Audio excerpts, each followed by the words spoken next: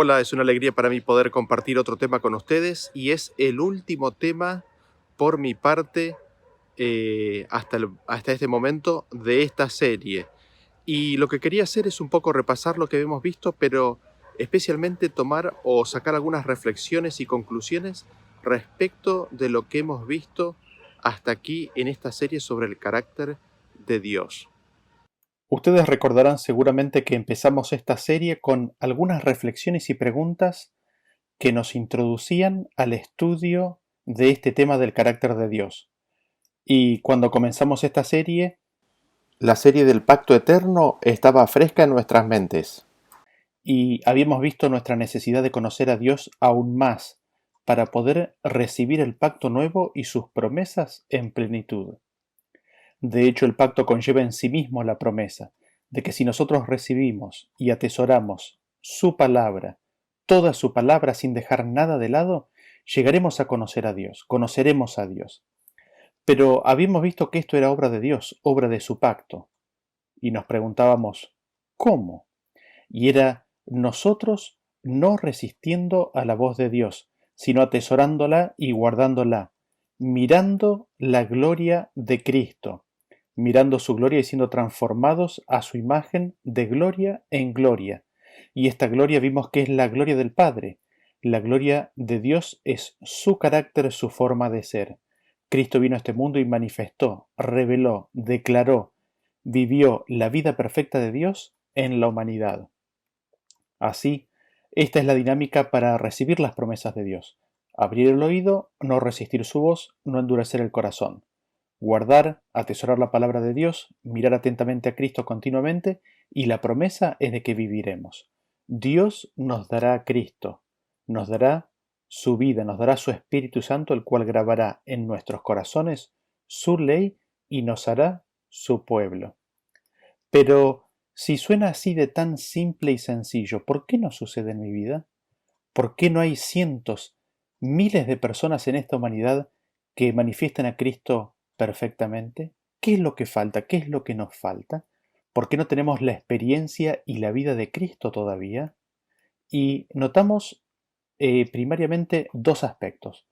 El primer aspecto es de que muchas veces cuando escuchamos la palabra de Dios nos ofendemos porque nos manifiesta, nos declara, nos muestra pecadores.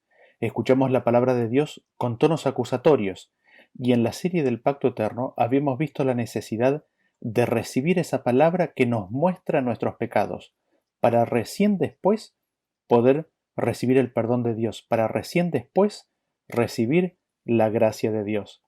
En ese sentido, recomendamos de esa serie el tema que se titula El Ministerio de Muerte. En segundo lugar, o el segundo aspecto, tiene que ver con que al recibir la palabra de Dios, al conocer más acerca de las promesas de Dios, algunas nos resultan difíciles de incorporar a nuestra vida. Y eso sucede porque sencillamente no confiamos plenamente en Él. No lo conocemos lo suficientemente bien como para darle el control absoluto y total de nuestra vida.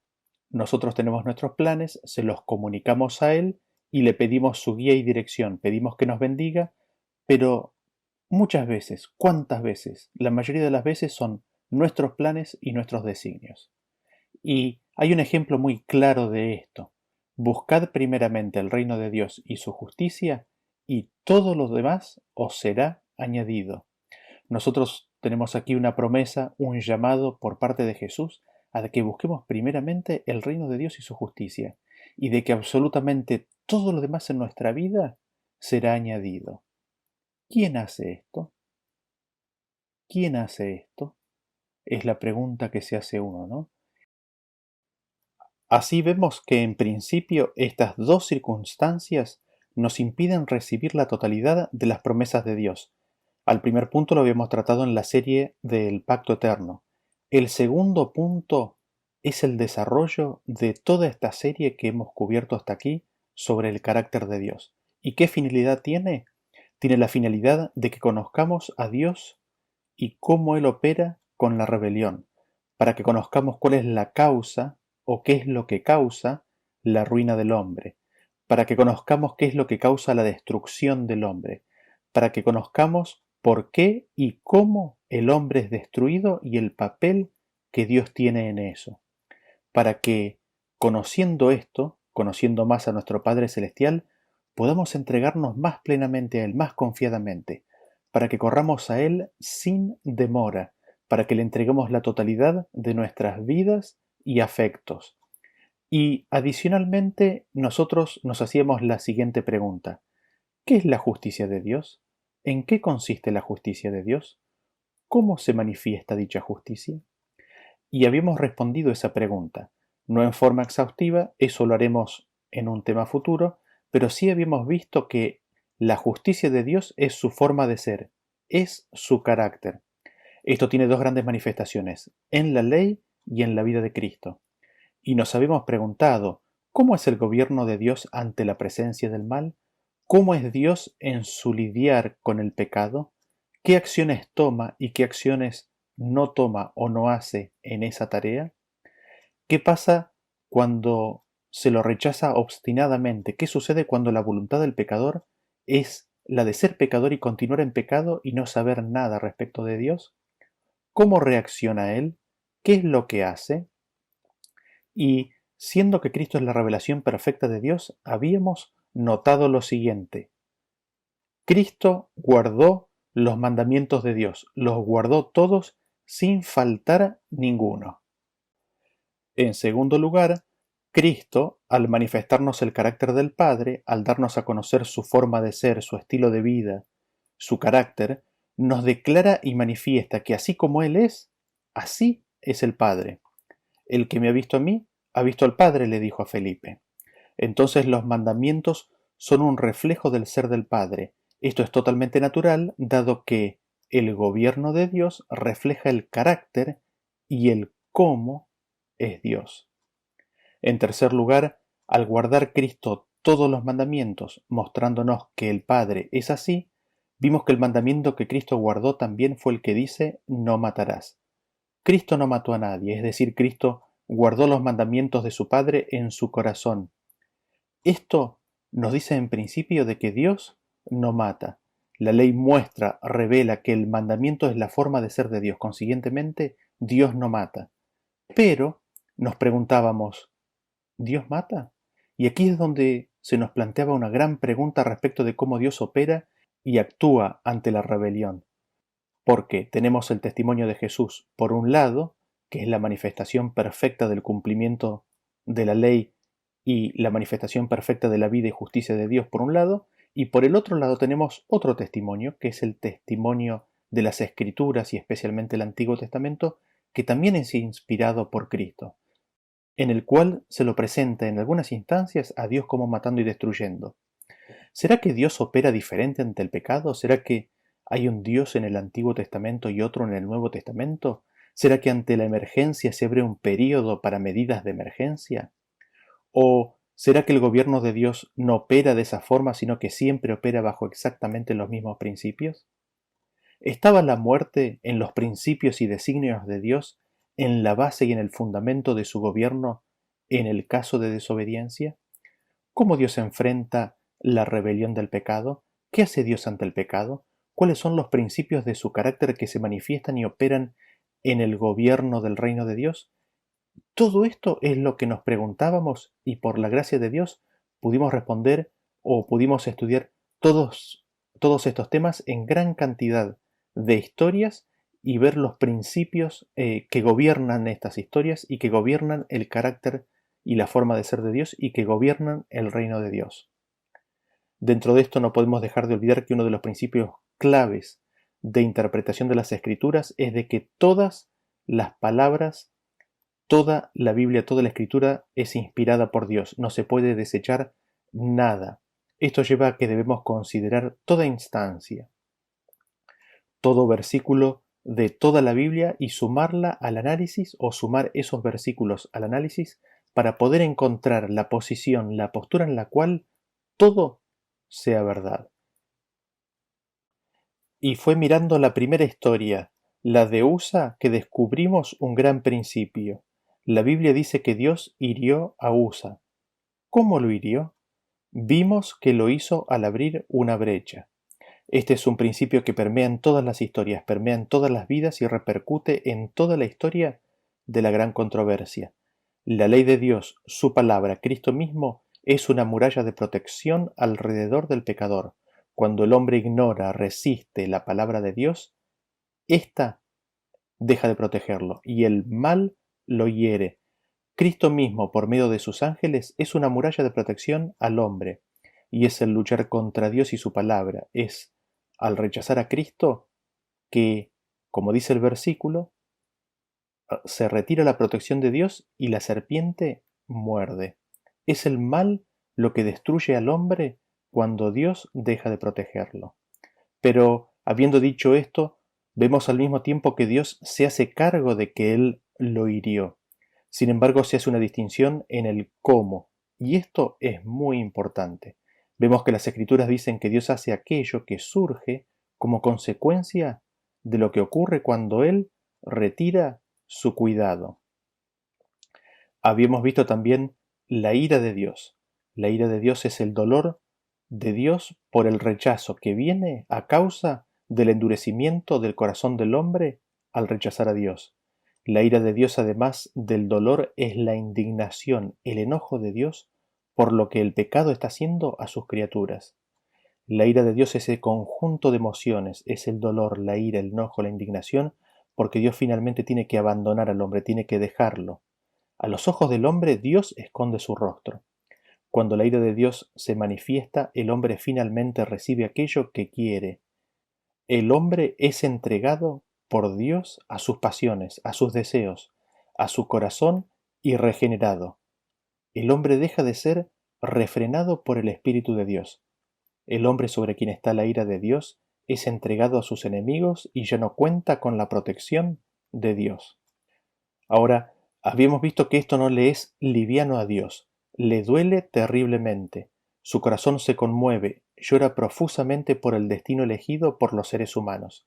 Su corazón se conmueve y las entrañas se sacuden por el llanto causado a la humanidad rechazarlo y sufrir las consecuencias. Esto es una cruz para Cristo. La cruz nos revela los dolores del Hijo y el Padre al ser rechazados por la humanidad. Y luego de eso empezamos a mirar distintas historias. Vimos que las plagas de Egipto vinieron por causa de que Dios endureció el corazón del faraón, pero habíamos visto que Dios lo hizo cuando le pidió que deje salir a Israel de Egipto. Y la Biblia misma dice que fue el faraón el que endureció su corazón a la palabra de Dios. Así vemos nuevamente que la Biblia dice aquello que Dios Así vemos nuevamente que la Biblia dice que Dios hace aquello que su acción genera en el hombre. Y leímos los versículos donde vimos que las plagas vinieron por acción de ángeles malvados cuando fueron liberados. La muerte de los primogénitos vino como consecuencia de que Dios no pudo proteger del destructor a aquellos que no habían pintado con la sangre de un cordero los dinteles de sus puertas. Así vemos nuevamente que la Biblia misma dice que Dios hace aquello que ocurre como consecuencia de retirar su protección. Pero como el principio del cerco o la brecha nos enseña, es la serpiente la que muerde cuando Dios retira su protección. Y habíamos visto que de Dios es todo el poder. Cristo mismo le dijo a Pilato que lo que estaba haciendo le había sido dado. Dios le da vida a toda criatura constantemente, y es en este sentido también que las Escrituras dicen que Dios hace aquello que permite.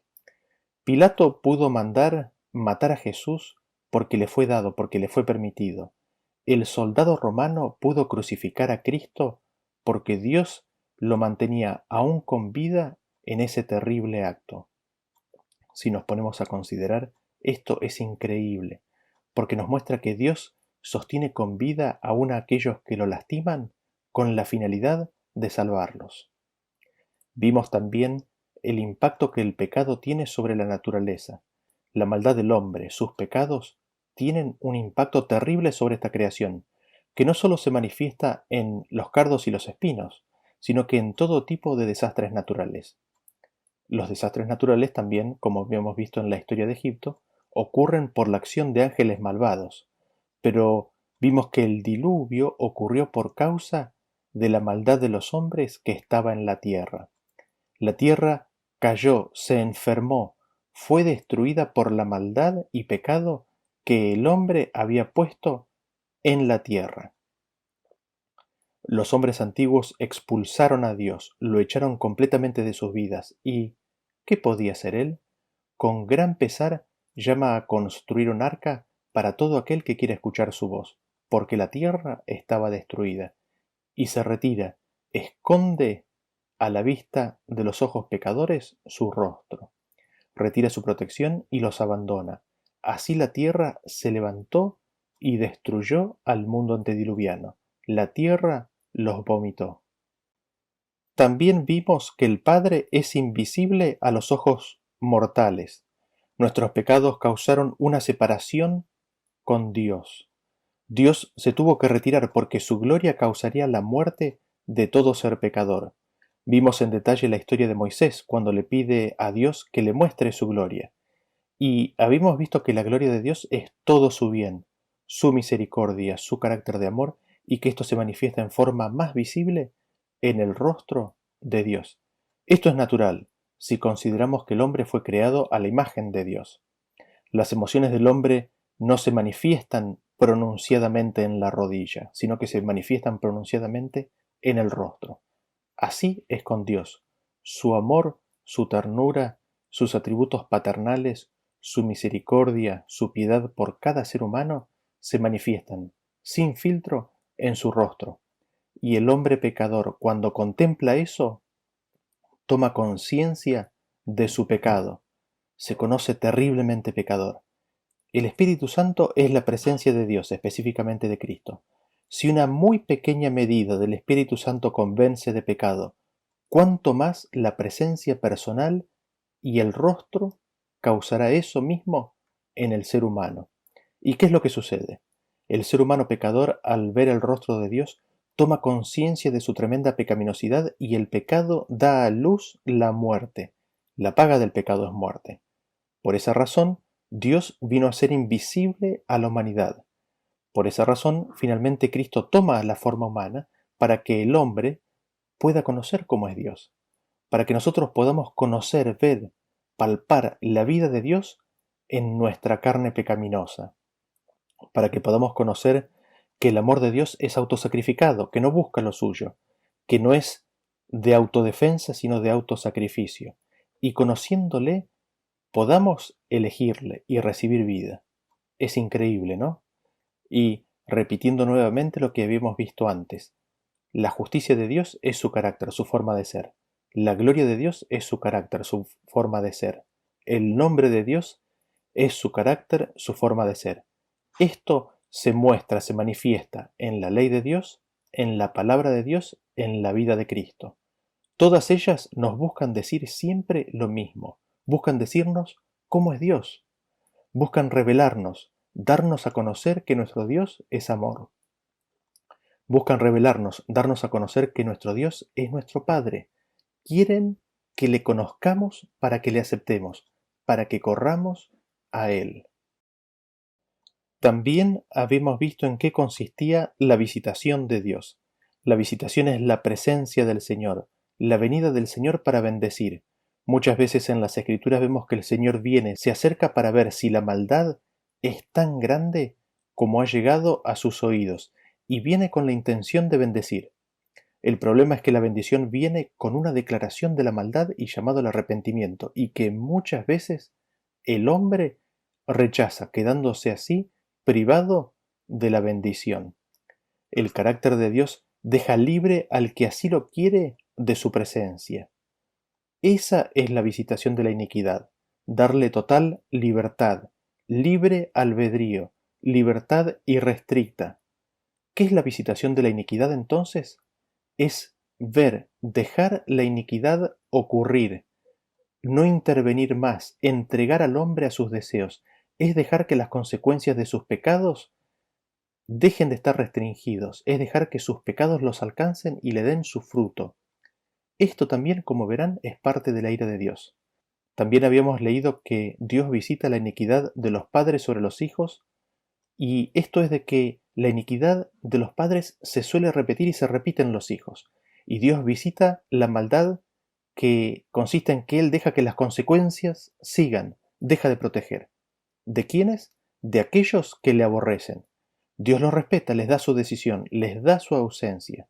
¿Por cuánto tiempo? Hasta la tercera y cuarta generación. ¿Qué significa? Que en la tercera y cuarta generación vuelve intensamente a visitar para salvar y llamar al arrepentimiento. Después volvimos sobre el tema de los pactos y cómo al rechazar el pacto de Dios, finalmente éste los entrega, deja que hagan su voluntad, aunque esto ocurre en forma paulatina.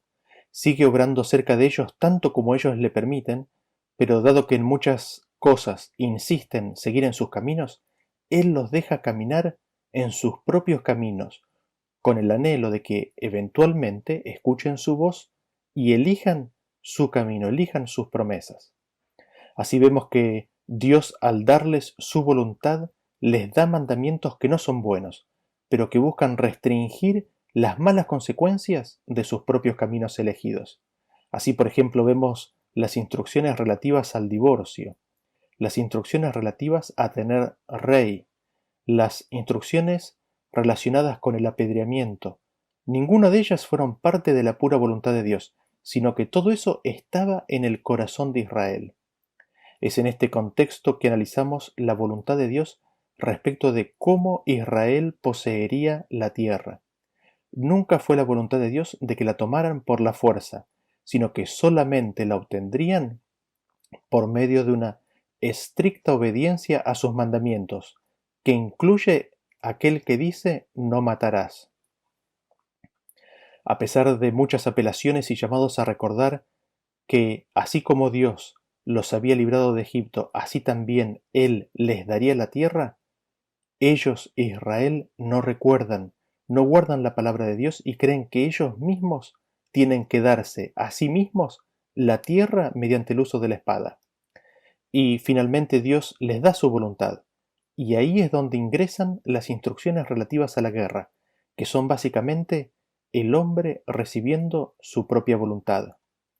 También vimos cómo los ángeles son ministros del amor de Dios y que ellos hacen solo la voluntad de Dios, no se alejan del carácter de Cristo. Ellos protegen del mal, de la plaga, de la peste, de los enemigos. Es decir, ellos no traen la peste, no traen el mal, sino que protegen de ella. Y vimos que Dios no fuerza a nadie, Él no usa la amenaza, la fuerza ni la coerción. Él es el Dios de la libertad y como tal da libertad absoluta para que cada uno se construya el futuro que desee. Y habíamos visto que la ley de Dios no es impuesta, no es arbitraria, sino que es el único diseño perfecto dentro del cual puede existir la vida inteligente. Fuera de la ley de Dios, la vida no puede existir, porque ese es el diseño del universo. En ese sentido, no hay absolutamente nada de arbitrario en Dios y en la ley de Dios. Y habíamos visto que la vida está en Cristo. Cristo es la vida y de que Él abolió la muerte. Cristo es enemigo de la muerte, con lo cual la muerte no tiene nada que ver con Él. Vimos que Satanás tiene el imperio, el dominio sobre la muerte. Vimos que la muerte es el último enemigo que será destruido. Vimos que en este proceso final del conflicto, Dios al final del tiempo, que es hoy, que son nuestros días, iría liberando los vientos, ordenaría a sus ángeles que destruyan la tierra por medio de soltar los vientos, que son las pasiones humanas y los ángeles malvados, y que éstos sembrarían la tierra de destrucción. Esto lo habíamos visto claramente enseñado en Apocalipsis capítulo 7 y Apocalipsis capítulo 9. Habíamos visto también que el amor de Dios es como un fuego que cuando es recibido, cuando el Espíritu Santo es recibido en el alma, purifica al alma del pecado. Sin embargo, las personas que rechacen ese proceso de descubrir y extirpar el pecado, que es ahora cuando ocurre, se quedarán con sus pecados grabados en su alma. Y ese pecado, esa maldad, es como un fuego, que será encendido luego del milenio, cuando Cristo sea coronado Rey y los cielos declaren su justicia. Así, esa maldad en los impíos, quienes se negaron, no quisieron a Cristo ni su vida, que no quisieron borrar sus pecados, sino que se aferraron a ellos, esa maldad se encenderá como fuego y derretirá sus almas. Es verdad que como el faraón reconocerán que Dios es Dios y Dios es justo. Sin embargo, seguirán con sus pecados aferrados a sus almas y ese pecado se encenderá y derretirá sus almas. El versículo al decir que derretirá sus almas evidencia de que es un fuego de carácter espiritual. Es el pecado dando luz a la muerte. Es el pecado dando su paga. Y esa angustia mental que los impíos sufrirán los llevará a lanzarse a unos contra otros, a dañarse mutuamente y quedar todos tendidos sobre la tierra.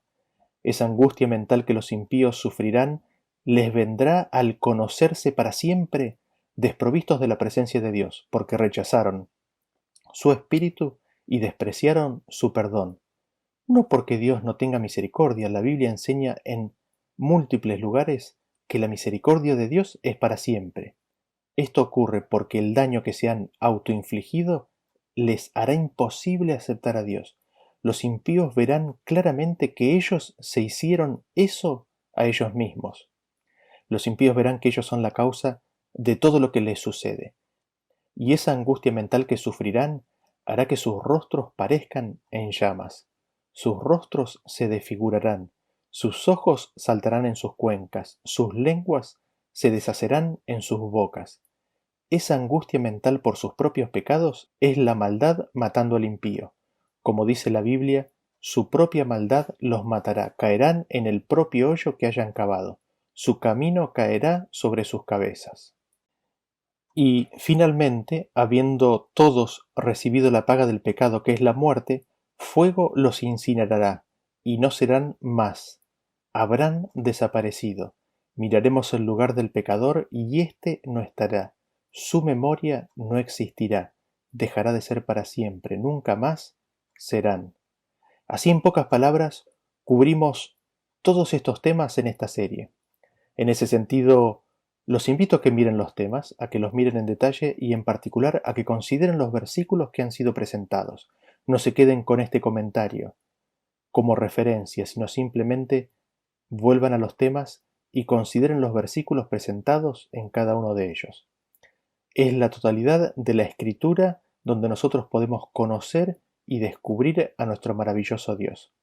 Y habiendo visto esto, quisiera hacer algunas reflexiones finales respecto de este tema. Lo primero que noto es cuán equivocado estaba en pensar lo que pensaba respecto de Dios. Claramente sus pensamientos y caminos son más altos que los míos como el cielo de la tierra. Lo que yo pensaba de Dios era profundamente equivocado, era terriblemente equivocado. Estaba muy mal.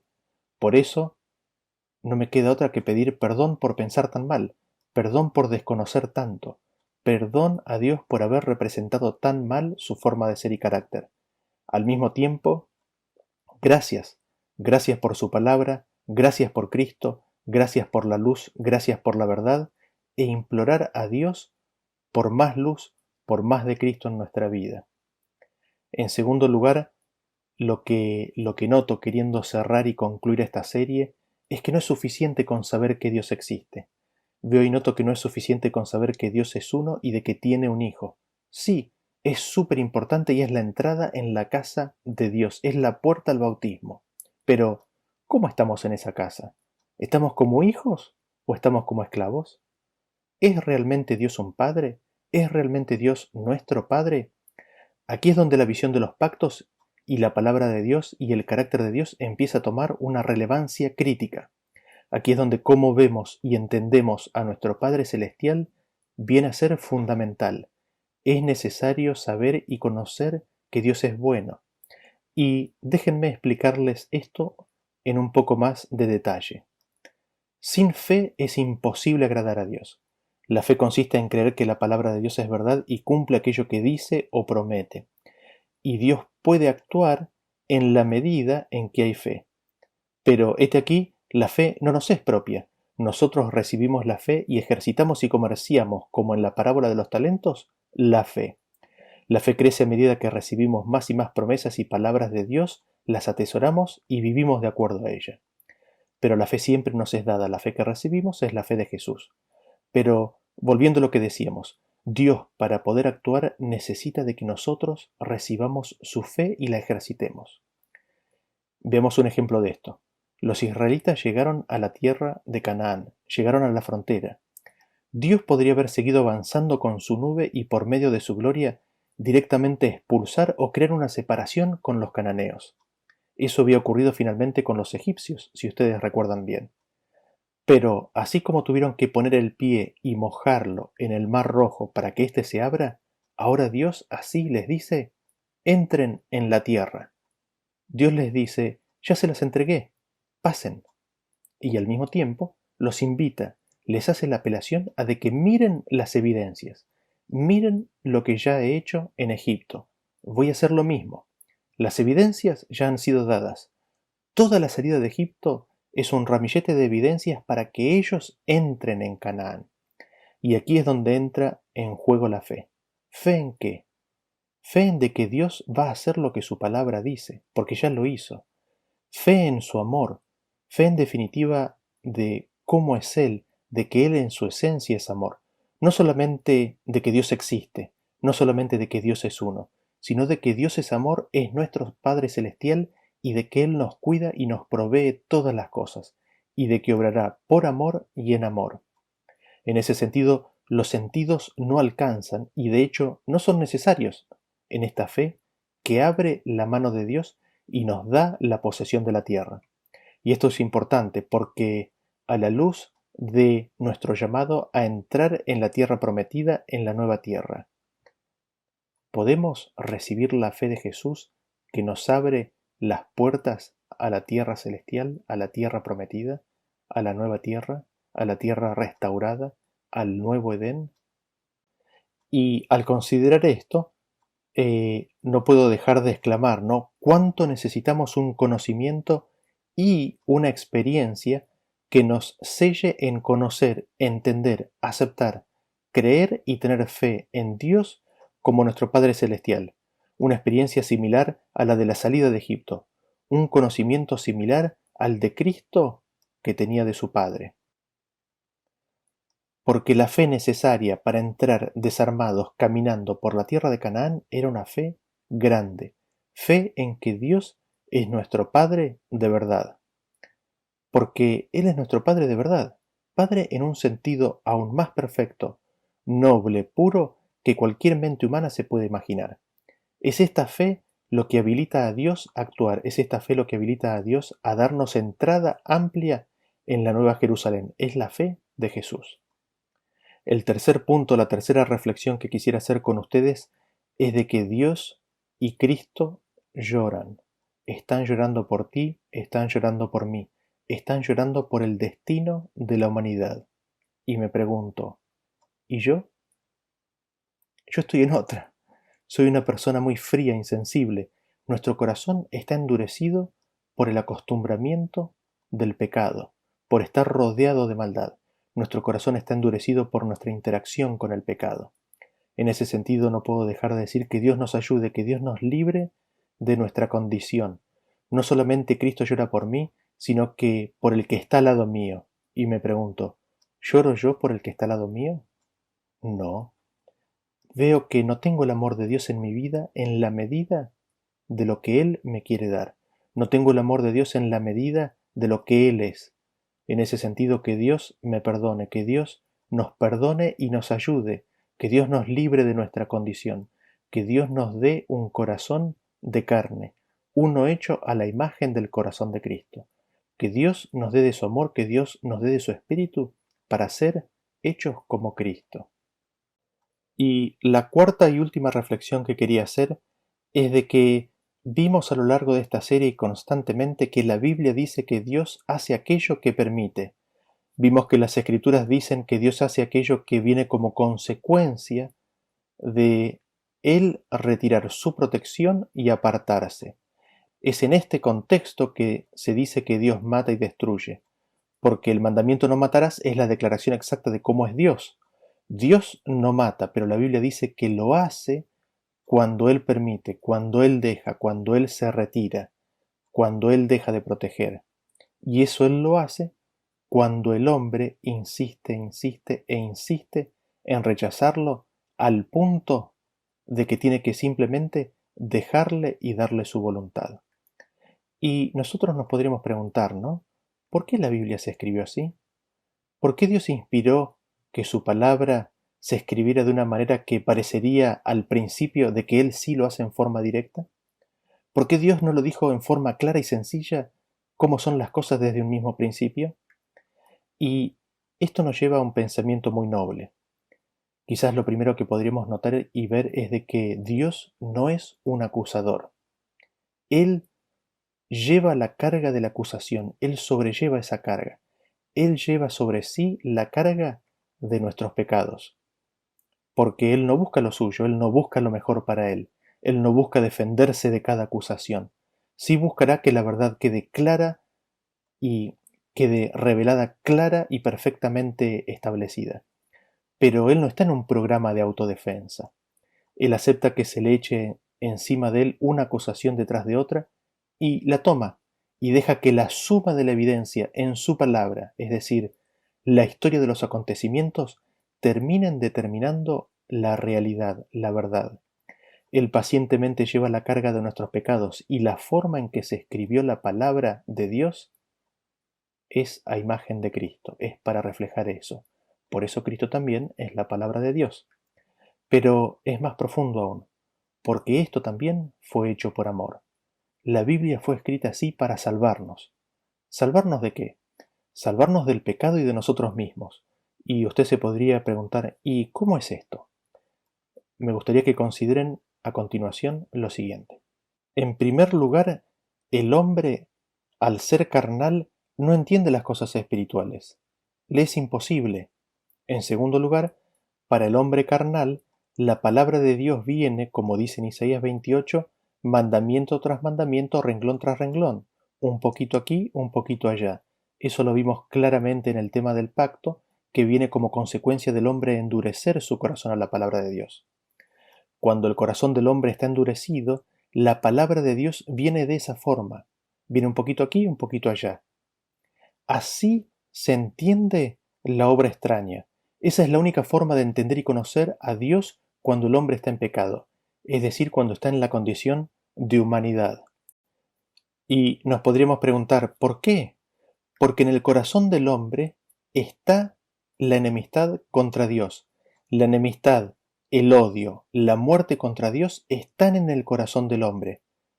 Pero el hombre no es consciente, no sabe esto. Adán pecó. Vino Dios y le preguntó, ¿qué es lo que has hecho? Adán le responde, la mujer que tú me diste. La culpa es de Dios, la culpa es de Cristo. Si alguien tiene que morir, que muera Cristo. Yo no tengo que morir, que muera Cristo. Que Él lleve mi culpa. Eso es lo que Adán estaba implicando en su respuesta. En la respuesta de Adán está la semilla que terminaría manifestándose crucificando a Cristo en la cruz. Pero Adán no sabía esto. Adán no conocía el fruto completo de la semilla que ya estaba en su corazón. Si Jesús le hubiera dicho allí mismo, Adán, vos me querés matar, Adán lo hubiera negado en forma inmediata. ¿Quieren ver esto en la Biblia? Leámoslo en Juan capítulo 7, versículo 14. Dice, mas a la mitad de la fiesta subió Jesús al templo y enseñaba. Y en el 19 dice, ¿no os dio Moisés la ley y ninguno de vosotros la cumple? ¿Por qué procuráis matarme? Respondió la multitud y dijo, Demonio tienes, ¿quién procura matarte? Aquí Cristo mismo les declara, ustedes me quieren matar, ¿por qué me quieren matar? Les pregunta, ¿no? Y la multitud queda asombrada. Demonio tienes, le dicen. ¿Quién te quiere matar? Nadie te quiere matar. ¿De dónde sacaste eso? ¿Ven cómo Cristo ve la semilla que está en la multitud que dará fruto en la muerte propia, en la muerte del Hijo de Dios en la cruz? ¿Ven cómo la multitud es completamente ciega a su propia condición?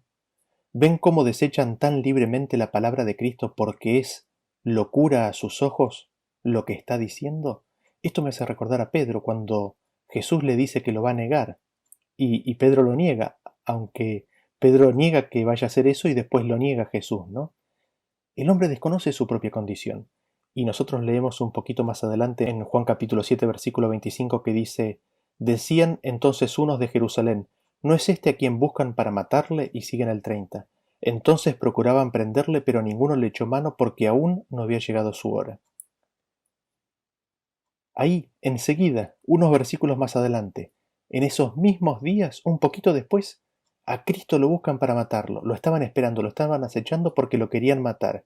Y de hecho no lo prenden y lo matan porque todavía no había llegado su hora, porque Dios lo seguía protegiendo. ¿Se puede llegar a ver esto? Entonces volvamos a la pregunta. ¿Por qué la Biblia fue escrita así, en la cual en una primera lectura parece que es Dios el que lo hace en forma directa, el hecho de matar y destruir? Lo hizo así porque Él no es el acusador. Lo hizo así porque Él no busca lo suyo.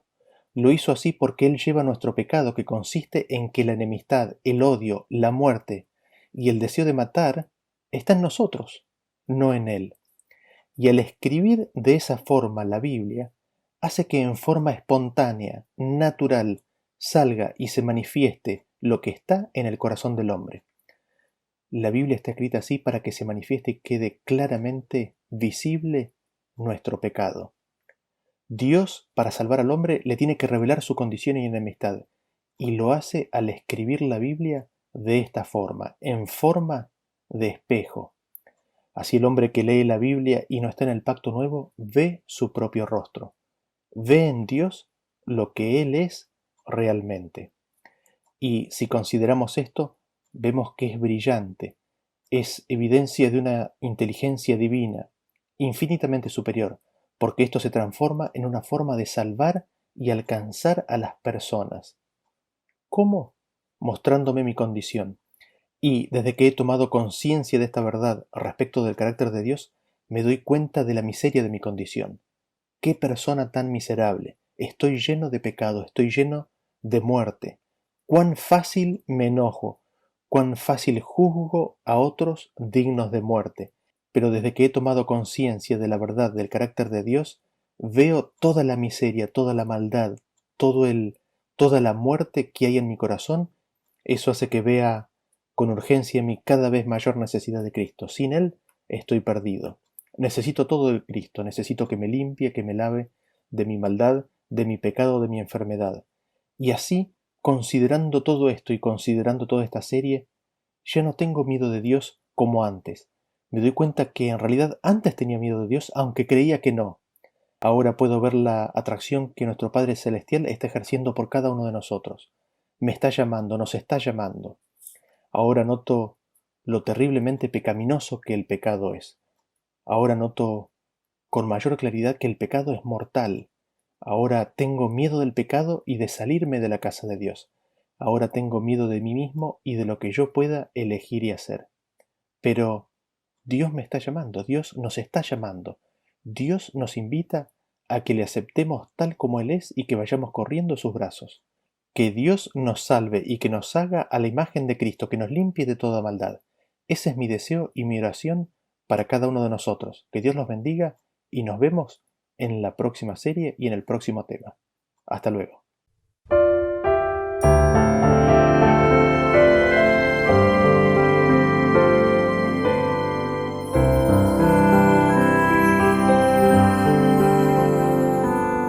Aquel pues que es poderoso para guardaros sin caer.